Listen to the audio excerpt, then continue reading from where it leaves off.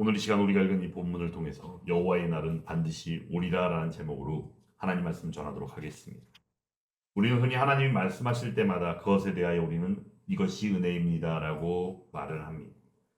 하지만 성경은 동일하게 또한 하나님께서 침묵하실 때 은혜다라는 것을 우리에게 증언하고 있습니다. 하지만 우리는 연약한지라 하나님께서 침묵하시는 그 상황 가운데 있다면 우리는 우리의 생각 가운데 그것을 착각하거나 오해할 때가 있다는 겁니다. 그 이유는 늘 힘들다는 말이 습관이 된 지 오래되었기 때문입니다. 그러므로 우리가 힘들 때면 늘 하나님을 찾지만 또한 하나님이 아니 계신 것 같고 하나님이 침묵하시는 것 같을 때면 우리는 그때의 것을 은혜다라고 말하기보다는 하나님이 계시기나 한가요? 라고 오히려 원망하고 불평할 때가 있더라라는 거죠. 말라기 오늘 구약의 말씀 마지막 이 말라기 이후에 하나님께서는 400년이라는 시간 동안 침묵하셨다는 것을 우리는 잘 알고 있죠. 이를 두고 흔히 신구약 중간기라고 우리는 부르기도 합니다. 이때에는 선지자의 음성도 없었고 어떠한 계시도 들리지 않았던 시기이기도 합니다. 이스라엘은 약속의 땅에 있었지만 약속의 하나님이 멀어진 것 같은 시대를 살았다라는 거죠. 하지만 성경은 말씀합니다. 사무엘상 3장에서 아이 사무엘이 엘리 앞에서 여호와를 섬길 때에 여호와의 말씀이 희기해서 이상이 흔히 보이지 않던 때가 있었다라고 말씀하는 것을 통하여 볼 때에 말씀이 희기하게 들리지 않고 보이지 않고 하나님께서 침묵하신 것 같은 때가 분명히 있었다라는 겁니다. 이것은 어떤 상황이에요? 사람들이 생각할 때 그렇다라는 겁니다. 하지만 하나님께서는 말씀이 희귀하게 여겨지는 사람들의 마음이 있다 할지라도 하나님의 언약이 폐기된 것은 결코 아니었음을 우리는 기억해야 하는 겁니다. 침묵은 오히려 하나님의 부재가 아니요 하나님의 섭리하시는 다른 방식임을 우리는 분명히 깨달아 알아야 한다는 겁니다. 오늘 우리는 구약의 마지막 말씀인 말라기서를 통해서 그리고 2025년도 성탄을 앞두고 또한 말씀을 통하여 본 바 성탄의 문턱 즉 메시아를 예언하시고 메시아가 이 땅에 오실 날을 기대하고 나아가는 백성들의 모습을 통하여서 하나님께서는 침묵 가운데에서도 어떻게 일하시는가를 살펴보고 함께 은혜를 나누고자 합니다. 하나님께서는 우리에게 말씀해 주시는데 오늘 말라기서의 말씀을 통하여 볼 때 말라기 마지막 장인 4장의 말씀을 통해 우리는 위로로 시작하는 것이 아니요 하나님의 심판으로 시작하고 있는 매우 엄중한 상황을 맞이하게 됩니다. 성경이 말씀하는 여호와의 날은 어떤 날입니까? 여호와의 날은 우리가 흔히 이야기할 때 마지막 날, 마지막 때 우리가 지금 현재 예수 그리스도의 구원을 입고 나아가는 바 바라볼 때에는 바로 예수님께서 이 땅에 다시 오시마 약속하시고 그 약속이 이루어지는 예수 재림의 날임을 우리는 잘 알고 있습니다. 그런데 성경이 말하는 이 말라기서에서 말하는 이 여호와의 날은 어찌 보면 하나하나 하나님의 주권이 드러나고 나타나는 날인데 여기서 말씀하는 여호와의 날은 그것이 최종적으로 마침 가운데 드러나는 날이기도 함을 우리는 기억해야 합니다. 우리는 늘 때마다 신앙으로 고백할 때 하나님의 사랑과 공의를 분리하며 이야기해서는 아니 되는 것 잘 알고 계실 겁니다. 하나님은 사랑의 하나님이십니다. 우리가 늘 마음으로 고백하고 알고자 하는 하나님, 바로 사랑의 하나님이시죠. 하지만 그 가운데 우리가 늘 잊지 말아야 하는 것은 또한 하나님께서는 소멸하는 불로서 공의의 하나님이시도 함을 우리는 기억해야 합니다. 그러므로 말라기서 마지막 장에 이 심판으로 시작하는 이 말씀이 오히려 우리에게는 큰 은혜가 되고 그 안에서 하나님의 공의는 물론 하나님의 우리에게 베푸시는 사랑을 또한 함께 느낄 수 있어야 한다는 겁니다. 그런데 말씀을 통하여 볼 때에도 말씀의 배경도 그러하고 현재 우리가 살아가고 있는 이 땅의 현실도 그러하듯이 이 시대의 문제는 과연 무엇입니까? 하나님의 날에 대하여 우리는 흔히 위로와 평강만을 말하려고 하고 그 안에서 하나님의 심판을 삭제해버리려는 것이 요즘 시대의 우리들의 마음이며 우리의 믿음의 모습이기도 하다라는 것. 그러므로 우리가 성탄에 대하여 말할 때도 하나님께서 우리에게 주시는 바 그 심판이 삭제되어지는 의미처럼 이해하고 그저 기뻐하고 기뻐하는 일들로만 나아가고자 하는 것이 우리의 또 다른 마음이기도 하더라라는 것. 하지만 성탄은 어떤 날입니까? 말씀이 육신이 되어 이 땅에 오심에 심판을 제거하기 위하여 오신 것이 아니라 그 심판을 친히 감당하기 위하여 오신 사건이 바로 성탄의 기쁨이며 성탄의 은혜다라는 것을 우리는 잊지 말아야 합니다. 그러므로 이사야서 53장 5절에서는 이렇게 말씀합니다. 그가 찔림은 우리의 허물 때문이요 그가 상함은 우리의 죄악 때문이라 라고 말씀하고 있는 것이죠.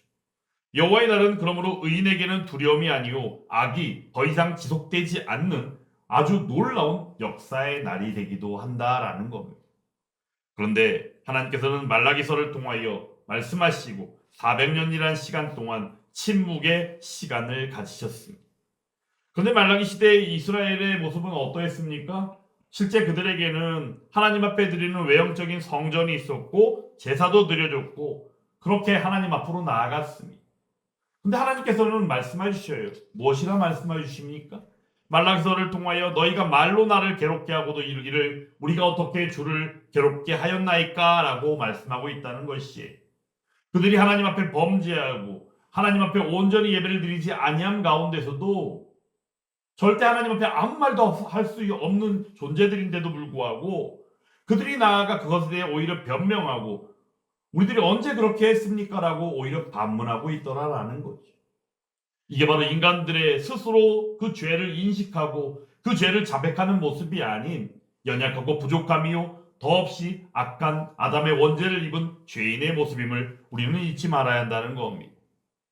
근데 성경에서는 그러므로 하나님께서는 그러한 그들에게조차도 남은 자들이 있음을 또한 똑똑히 말씀해 주시는데 말라기서 3장 16절 말씀을 통하여 이렇게 말씀해 주십니다.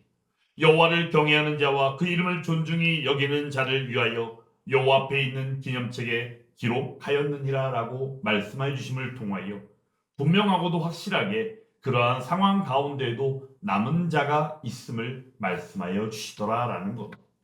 그러므로 하나님께서 침묵하신 400년이라는 신구약 중간기의 그 역사 속에서도 분명히 남은 자가 있었음을 우리는 기억해야 합니다.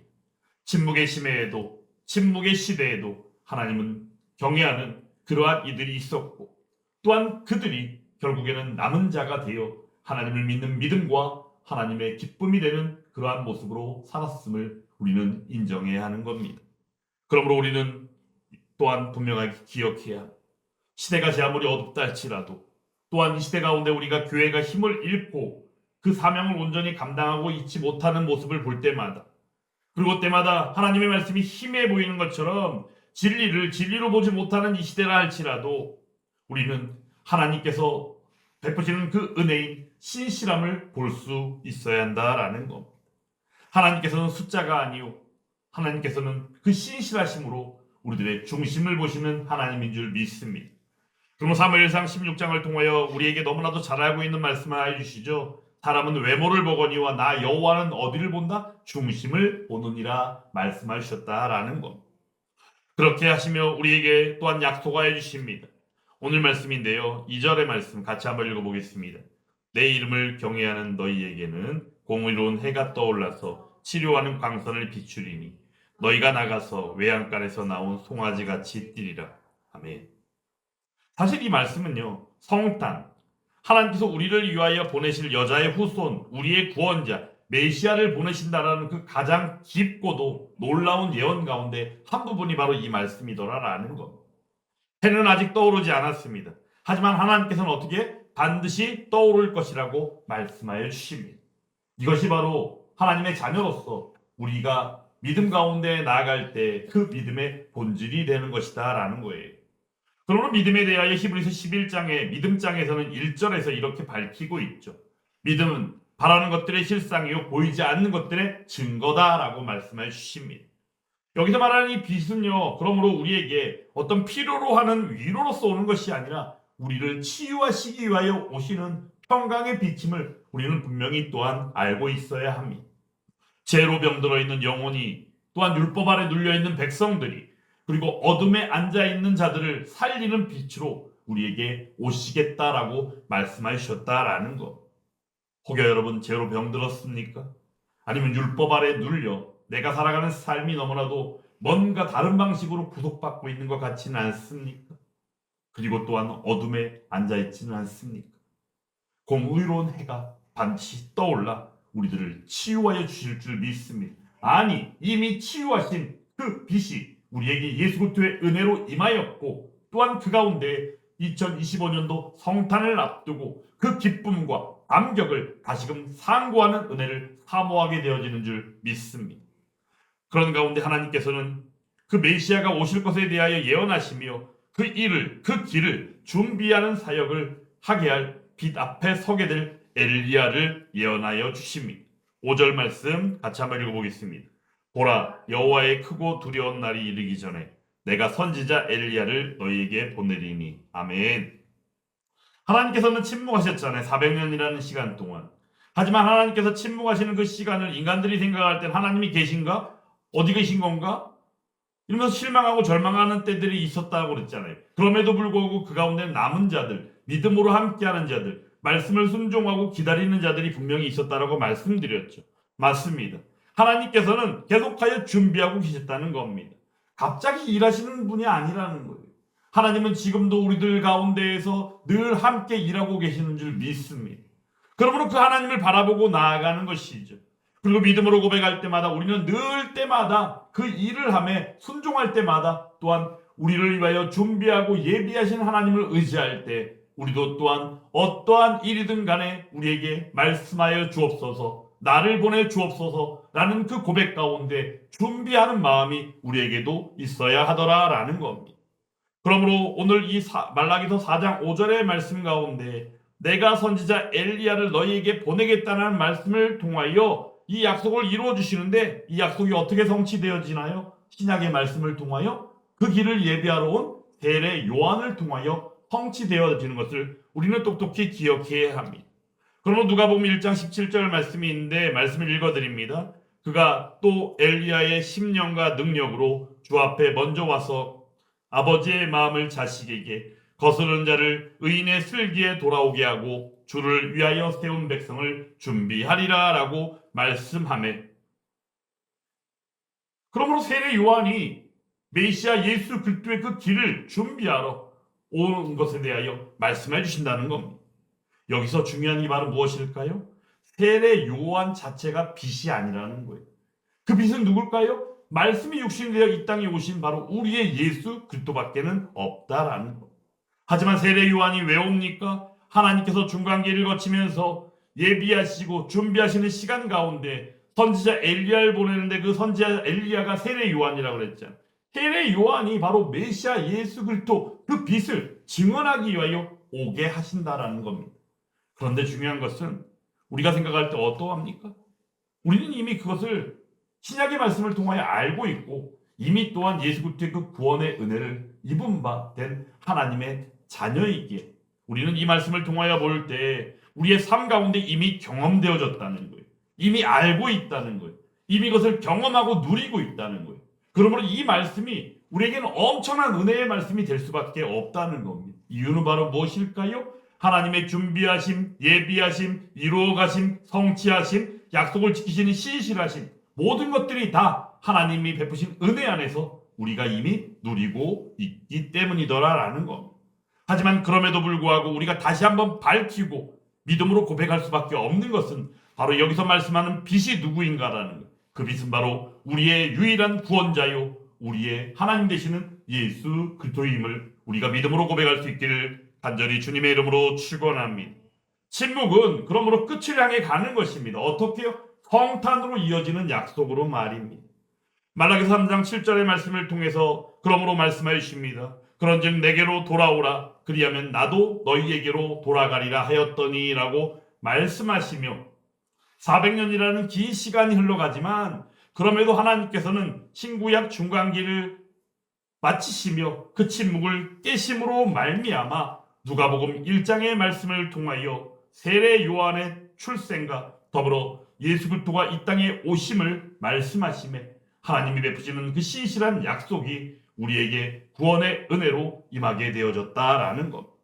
그 말씀이 침묵이 깨짐으로 누가복음 1장 64절 말씀을 통하여 나타나는데 사가랴의 입이 곧 열리며 혀가 풀려 말하며 하나님을 찬송하니라고 말씀하며 하나님이 일하시고 예비하심이 결국에는 사가랴의 입이 열림을 통하여 하나님이 침묵을 깨셨다라는 의미로서 우리가 받게 되어지며, 하나님이 우리에게 보내실 선지자 엘리야가 세례 요한의 출생이요 탄생을 통하여 메시아 예수의 그 길을 준비하러 오게 되어졌다라는 것. 그러므로 근본 성탄 감사 예배에서는 누가복음 1장의 말씀을 통하여 함께 은혜를 나누고자 준비하고 있습니다. 근본 성탄 예배를 통해서 우리가 그 침묵이 어떻게 찬송으로 터져 나오게 되었는지, 그리고 어둠에 앉은 백성들에게 어떠한 빛이 비추게 되었는지를 누가복음 1장을 통하여 함께 은혜를 나누고자 합니다. 사랑하는 여러분, 우리는 이미 예수 그리스도의 그 구원의 은혜, 빛으로 오신 우리의 하나님을 은혜로서 누리고 있고, 또한 그 안에서 누린 바 나아가 복음을 전하고 있는 바로 하나님 자녀의 삶을 살고 있습니다. 그럼에도 불구하고 이 시대를 바라볼 때 우리는 또한 그 빛을 기다리는 시대에 살고 있음을 기억하지 않을 수 없습니다. 이미 빛은 왔습니다. 하지만 아직 완성되지 않았다라는 겁니다. 하나님께서는 우리에게 온전히 베푸신 은혜 안에서 율법의 완성자 되시는 예수 그리스도를 통하여 우리가 마땅히 나아가지만, 그럼에도 불구하고 패전병 같은 모습의 악한 사탄 마귀의 권세가 있으므로 영적 전투의 시대를 살고 있음을 우리는 잊지 말아야 한다라는 것. 요즘 시대 우리는 어떠합니까? 죄를 죄라 말하지 아니하는 시대입니다. 아니, 죄를 죄라 말할 수 없는 시대가 되어버렸어요. 이유는 간단합니다. 사람들이 싫어한다는 것. 그리고 그런 이야기를 하면 들리는 말이 뭡니까? 너나 잘하세요. 이 말이 들린다는 것. 그리고는 악을 악의로 말하지 아니하고 오히려 그것을 선으로 포장하는 것들 많이 보고 있습니다. 평강이 없고 평화가 없는데도 불구하고 다 잘 될 거야 라는 희망 고문 같은 그러한 말들로 미혹당하는 시대이기도 합니다. 우리가 말만 하면 그것이 그렇게 됩니까? 말씀을 전할 때 몇 번 언급한 적이 있지만 TV 뉴스 프로에서도 그들이 그냥 PR 홍보하듯이 공정을 말하면 그들이 공정을 진정 말하는 것이 됩니까? 신뢰를 말하면 그냥 그것이 신뢰가 되는 것입니까? 진정 그들이 전하는 기사와 뉴스가 공정하고 신뢰할 수 있는 이야기가 되어야지 그것이 공정한 것이고 그것이 신뢰할 수 있는 것이 아닙니까? 그저 입으로는 공정, 신뢰를 말하지만 그들이 전하는 메시지, 그들이 전하는 뉴스는 거짓이고 가짜고 그들이 선별해서 그것들을 이야기한다면 그것은 이미 공정을 떠나 있고 신뢰할 수 없는 것들이 된 지 이미 오래더라라는 것. 사랑하는 여러분, 예수 그리스도께서는 율법의 완성자이십니다. 그리고 완전하신 우리의 하나님이십니다. 하지만 우리는 이 땅에서 사는 날 동안 이와 같은 영적 전투의 치열함 가운데 있게 됩니다. 그리고는 우리의 구원을, 하늘 시민권을 가진 사람으로서 이 땅에서 사는 동안 우리는 이루어가는 것입니다. 어떻게요?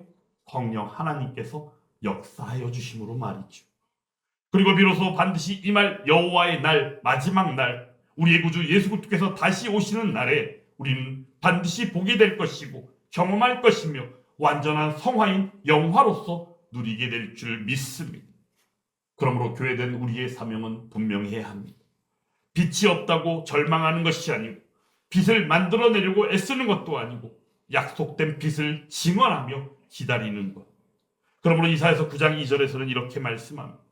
흑암에 행하던 백성이 큰 빛을 보고 사망의 그늘진 땅에 거주하던 자에게 빛이 비치도다라고 말씀하여 주셨습니다. 이제 목요일 성탄 감사 예배를 통하여 우리는 그 빛이 어디서 어떻게 왜 비추기 시작했는지 함께 듣게 될 것입니다. 누가복음 1장 78절 79절에서는 이렇게 말씀하죠. 이는 우리 하나님의 긍휼로 인함이라 어둠과 죽음의 그늘에 앉은 자에게 비치고 우리 발을 평강의 길로 인도하여 주시리라라고 말씀하여 주십니다. 사랑하는 여러분, 오늘 이 말씀을 받은 바 우리가 온전히 기억할 수 있기를 간절히 원합니다. 이번 성탄 감사 예배를 통하여 은혜를 누리고 사모함에 다시금 분별함으로 회복되어지는 은혜의 시간이 될 수 있기를 간절히 원합니다. 그때 주 안에서 평강의 은혜, 분별의 은혜를 경험하고 또한 그 안에서 온전히 하나님의 기쁨이 되면 물론이거니와 이 시대 가운데 세상을 향하여 복음을 전파하기에 부족하지 아니한 우리들이 다 될 수 있기를 주님의 이름으로 축원합니다. 여호와의 날은 그러므로 반드시 오리라. 할렐루야.